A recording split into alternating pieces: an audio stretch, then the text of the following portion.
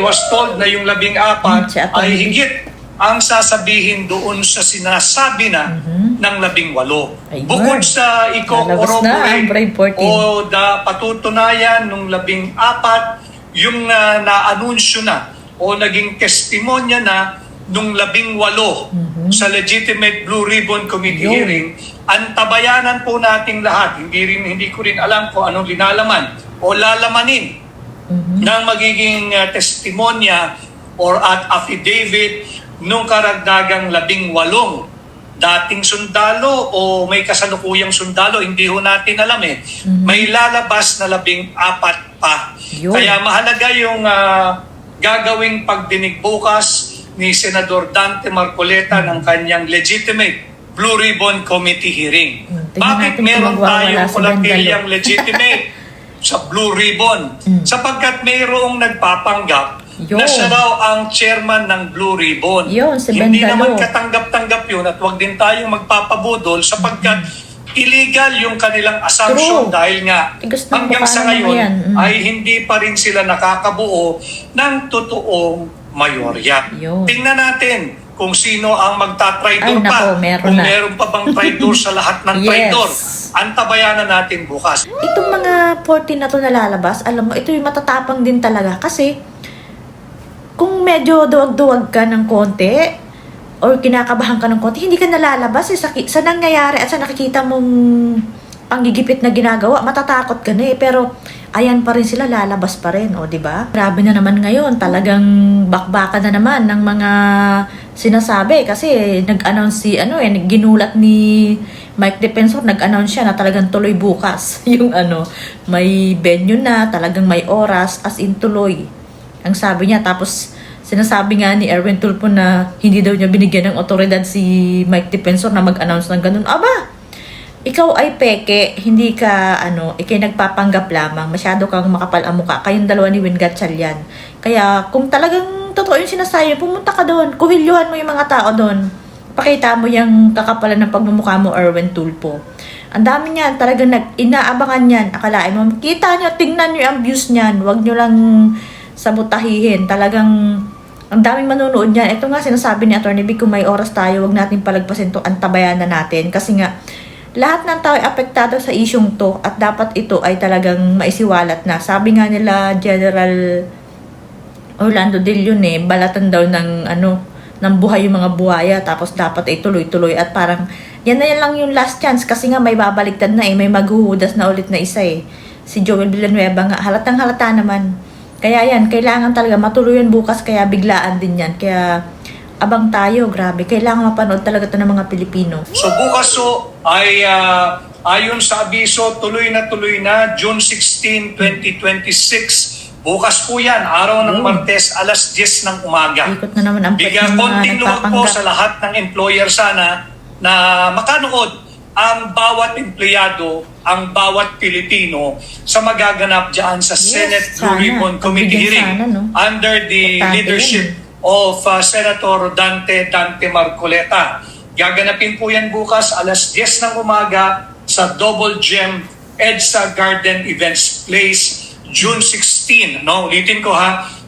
Yung malalapit po dyan sa lugar o yung may panahon po, magpakita po kayo ng suporta dito sa magaganap na pagtutuloy ng legitimate Blue Ribbon Committee hearing na pamumunuan ng Subcommittee Chairman Head Senator Dante Marcoleta. Bukas po yan, June 16, 2026, Double Gem EDSA Garden Events Place, alas 10 ng umaga. Open po yan sa publiko. Magpakita po kayo ng suporta dito sa magaganap na hearing. Ang abiso ay nandun pa rin yung 18 dating mga sundalo, ex-Marines and ex-Army officers. Hindi natin pwede kasing sundin yung abiso nung sandatahang lakas na huwag gamitin. Grabe yung naman, yung ba naman pagsabi ng ex-marine ay bakit? Makakaano pa sa kanila? Talaga namang ex-marines lahat sila. Na lang talaga. Hindi naman sinasabing incumbent marine officers, ex-marines.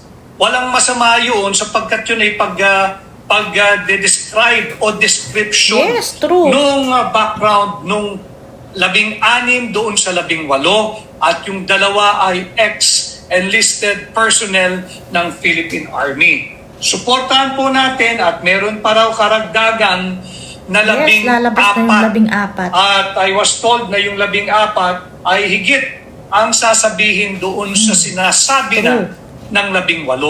Bukod sa i-corroborate o patutunayan ng 14, yung na-anunsyo na o naging testimonya na nung 18 sa legitimate Blue Ribbon Committee hearing, ang tabayanan po nating lahat. Hindi ko rin alam kung anong linalaman o lalamanin Nag-aabang niya sigurado na bukas. magiging Huwag lang testimonya ng mga or banga. at affidavit nung karagdagang 18 dating sundalo o may kasalukuyang sundalo, hindi ho natin alam eh.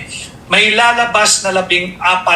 Yan ang matatapang. Kaya mahalaga Kasi kita yung nila ang mangyayari sa kanila, gagawing lalabas pa rin, pagdinig di ba? bukas ni Senador Dante Marcoleta ng Ang dami kanyang na, 18 legitimate plus Blue 14, Ribbon wow. Committee hearing. Bakit meron tayong kolatilyang legitimate sa Blue Ribbon? Sapagkat mayroong nagpapanggap na siya raw ang chairman ng Blue True, Ribbon. si Bendalo, Hindi tigas ng naman pagmumukha. katanggap-tanggap yun at huwag din tayong magpapabudol sapagkat illegal yung kanilang assumption dahil nga hanggang sa ngayon ay hindi Hanggat pa rin wala sila silang 13, nakakabuo mauundi sila. ng totoong mayorya na nababansagan tuloy Senator Faye Quinn Yes. at tayong isang nag-aastang chairman daw siya ng Blue Ribbon Committee. Kaya tinatawag din Nagpipilit. Senator Faye Quinn Tulfo. Yun. So dalawang Faye Quinn. Tingnan Matitigas natin ang mukha. kung sino ang magta-traidor pa. Kung meron pa bang Yes. traidor sa lahat Meron ng na. traidor. Naku po. Antabayanan natin bukas. Pero hanggat hindi nakakakuha ng totoong mayorya, ang nagpapanggap na nakakuha daw ng mayorya, Panggap lang itong mga ang to, eh. legitimate Blue Ribbon Yes. Subcommittee Chair Hindi ay si sila. Senator Yun. Dante Sila ni Marcoleta Ni na siyang Peña. magsasagawa ng Pia. pagdinig bukas bilang karugtong nung naganap na niyang Yes. hearing. Marami pong magaganap bukas. So ayan na nga, lalabas na rin yung talagang additional 14 na ex-marine ba yun? Or talagang yung iba yata yung nasa active pa? Akalain mo yun? Itong mga taong to, ang talagang matatapang kasi nga, alam na nila yung nangyari at talagang gigipitin sila. Pero lalabas pa rin at magsasalita. O, yun, ganyan dapat. O, ba, ang dami na yun. 18 plus 14, di 18, 32. O, aba, sige. I-ano nyo yan. Gipitin nyo. Kung gusto nyo ng bakbakan. Nako, yung mga ex-marine pa naman. Nako po. Maghahanap talaga kayo ng sakit ng ulo. May susunod pa daw na 7. O, di isang team na naman yon. Kaya grabe yan bukas. Wag lang talaga isabotahe yan bukas. Ang daming susuporta dyan. Kasi binigla din sila eh. Parang galit nga si Erwin Tulfo kay Mike Defensor. Kasi siya biglang si Mike Defensor na tuloy na bukas. Kasi yan ay inililihim din nila. Kasi nga isasabotahe yan.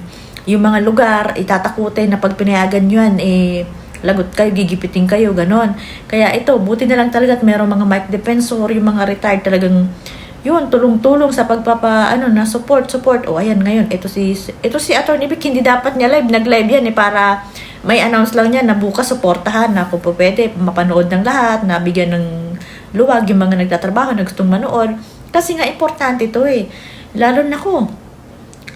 Taranta na naman to yung mga, mga maletagang kasi nga, mabubuking na naman sila. Kung may pangalanan na naman na bago tong mga 14 na to, iba't iba na naman ang sasabihin niya. Siyempre, may sarili silang experience na patutunayan nila na totoo yung sinasabi ng mga ganito. O, paano nyo pa malulusutan yan, di ba? So, papunta na tayo sa exciting part kasi nga, panibagong, magaling yung humahawak dito sa mga Marines na to. Kasi, ang dami nila naisip ko nga, baka ito parang kasama rin si Saldi ko siguro sa nagpaplano niyan. Kasi mga taong niya yan eh.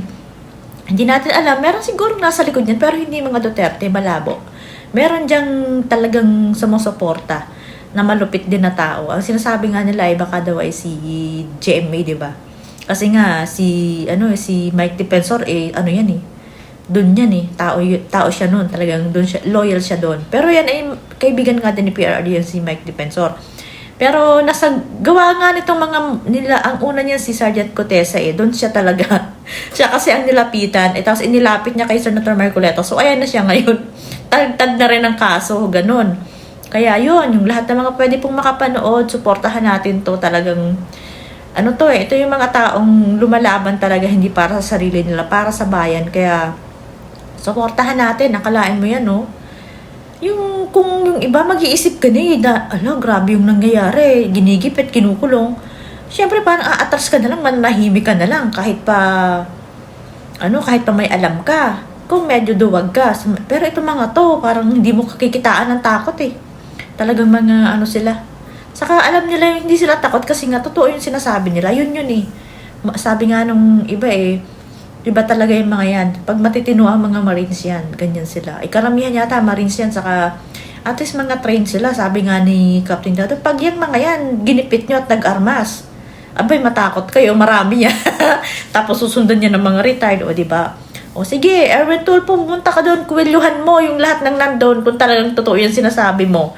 Pagkakataan mo na ngayon, it's time to shine. Magngaw-ngaw ka doon at kuhilyuhan mo yung mga...